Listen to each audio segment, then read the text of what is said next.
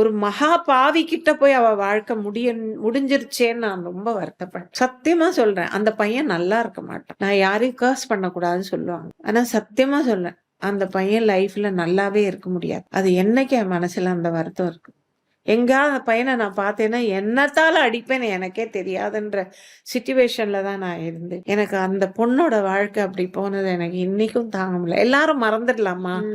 கூட அவளால நிறைய அனுபவிச்சவங்க எல்லாருமே மறந்துட்டாங்க. நான் சத்தியமா சொல்றேன். கூட அவ வாங்கி கொடுத்த சாப்பாடு சாப்பிட்டவங்க எல்லாத்தையும் மறந்துட்டாங்க.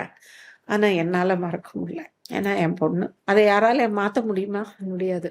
யாராலையும் மாத்த முடியாது. அவங்க அம்மாவே சொல்லுவாங்க. வந்தா சாந்தி மம்மி, சாந்தி மம்மி, சாந்தி மம்மி தான் சொல்லுவா. என்னை விட உங்களை தாங்க அவ அப்படி கூப்பிட்டுருக்கா. என்ன கூட கூப்பிடல அப்படிங்கிற வார்த்தைய சொல்லி ஒண்ணுமே இல்லாம பண்ணிட்டாங்களே. ஏன் எதுக்கு பண்ணாங்க? அந்த பொண்ணு வாழ்ந்திருந்தா 100 பேருக்கு பிரயோஜனமா இருந்திருக்குமா?